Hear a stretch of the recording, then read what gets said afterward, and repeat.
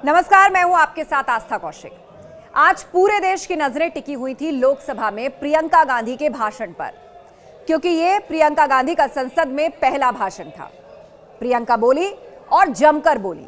प्रियंका का अंदाज बिल्कुल दादी इंदिरा गांधी जैसा था। गृह मंत्री अमित शाह और रक्षा मंत्री राजनाथ सिंह प्रियंका को ध्यान से सुनते रहे। और खास बात यह रही कि अपने भाषण में प्रियंका ने यूपी की कई घटनाओं का जिक्र किया। हम आपको दिखाते हैं कैसे एक एक करके प्रियंका गांधी ने मोदी और योगी सरकार पर निशाने साधे। श्रीमती प्रियंका गांधी वाड्रा।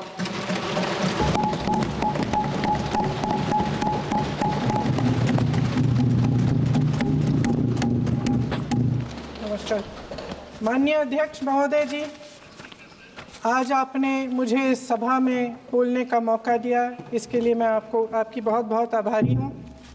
सबसे पहले जो सुरक्षाकर्मी, जो जवान अफसर 13 दिसंबर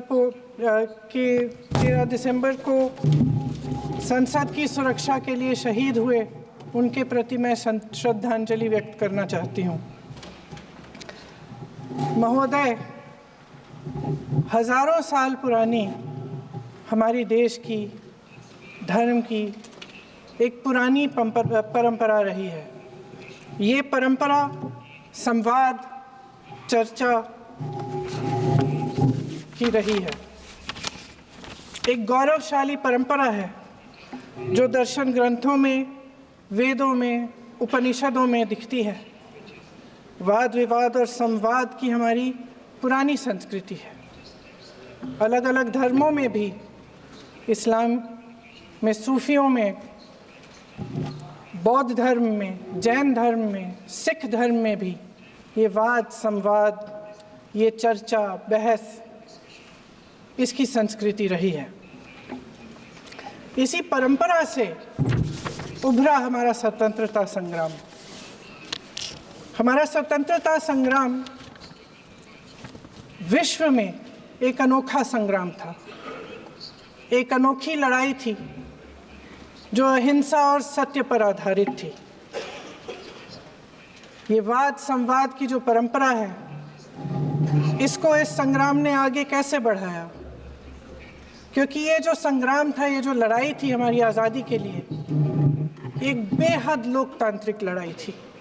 इसमें देश के किसान, देश के जवान, देश के मजदूर, देश के अधिवक्ता, देश के बुद्धिजीवी, चाहे किसी भी जाति के हों, चाहे किसी भी धर्म के हों, चाहे किसी भी भाषा को बोलते हों, सब इस स्वतंत्रता संग्राम में शामिल हुए।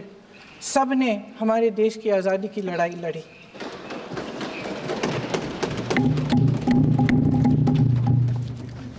और उसी आज़ादी की लड़ाई से एक आवाज़ उभरी जो हमारी देश की आवाज़ थी। वो आवाज़ ही आज हमारा संविधान है। साहस की आवाज़ थी, हमारी आज़ादी की आवाज़ थी, और उसी की गूंज ने हमारे संविधान को लिखा और बनाया। ये सिर्फ एक दस्तावेज नहीं है। बाबा साहेब अम्बेडकर, मौलाना आज़ाद जी, राजगोपालाचारी जी और जवाहरलाल नेहरू जी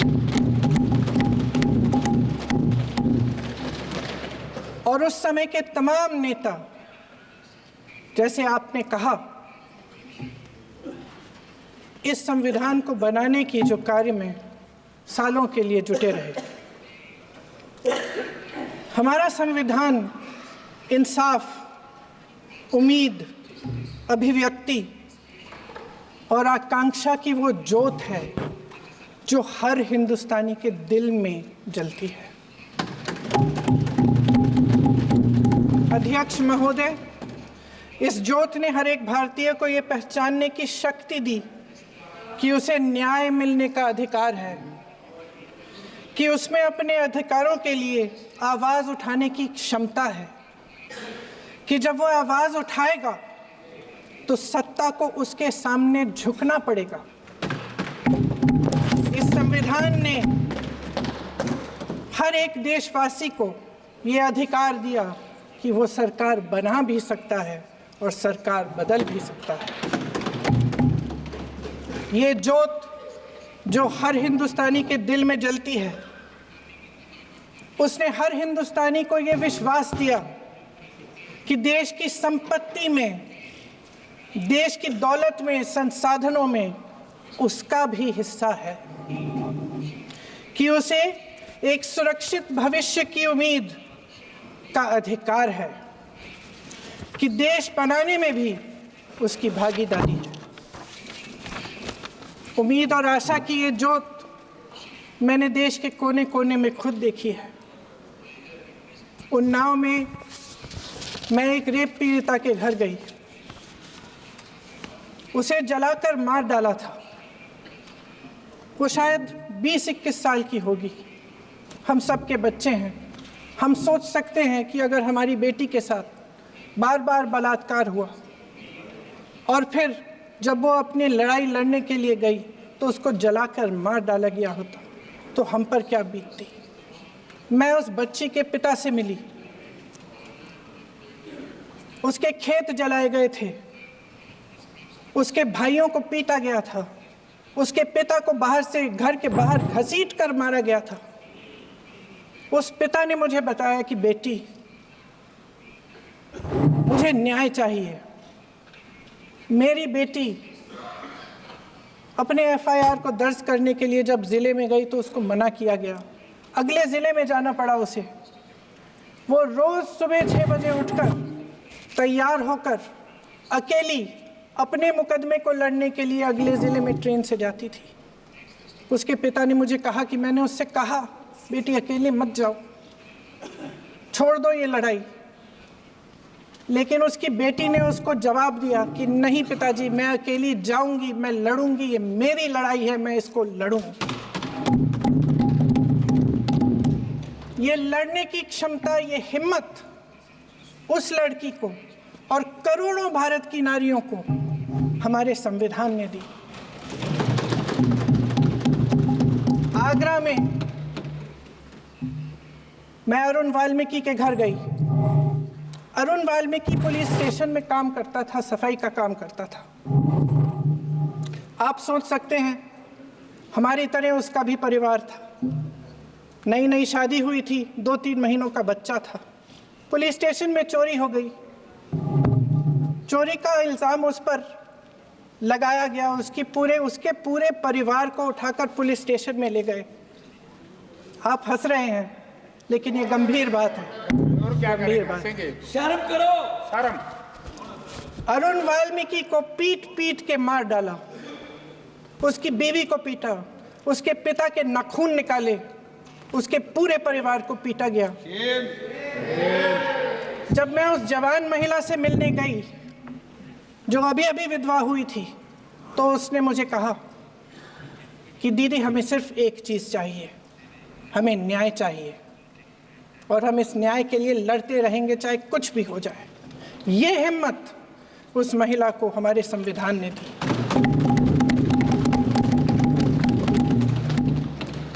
संभल के कुछ लोग आए थे हमसे मिलने जो मृतकों के परिवार के सदस्य थे।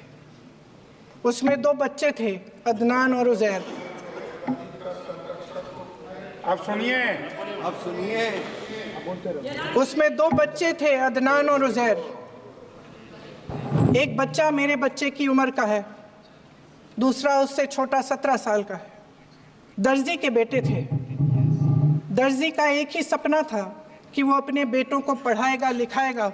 एक बेटा डॉक्टर बनेगा, एक बेटा भी सफल होगा दूसरा बेटा भी अपने जीवन में सफल होगा। उनके पिताजी हर रोज उनको स्कूल छोड़ते थे। उस दिन भी स्कूल छोड़ने के बाद अपनी दुकान में चले गए। उन्हें पता नहीं था कि विवाद हो रहा है। उन्होंने भीड़ देखी, घर आने की कोशिश की तो पुलिस ने गोली से मार डाला। वो 17 साल का बच्चा अदनान मुझसे कहता है, वो 17 साल का बच्चा अदनान मुझसे कहता है कि मैं बड़ा होकर डॉक्टर बन के दिखाऊंगा, मैं अपने पिता का सपना साकार करूंगा। ये सपना, ये आशा उसके दिल में हमारे संविधान ने डाली। अध्यक्ष महोदय, हमारे देश के करोड़ों देशवासियों के संघर्ष में, अपने अधिकारों की पहचान में, इनकी कठिन से कठिन परिस्थितियों से लड़ने की अपार हिम्मत में और देश से न्याय की अपेक्षा में हमारे संविधान की ज्योत जल रही है। मैंने हमारे संविधान की ज्योत को जलते हुए देखा है और इसके साथ साथ ये भी समझा है कि हमारा संविधान एक सुरक्षा कवच है, एक ऐसा सुरक्षा कवच है जो देशवासियों को सुरक्षित रखता है, न्याय का कवच है, एकता का कवच है और अभिव्यक्ति की आज़ादी का कवच है।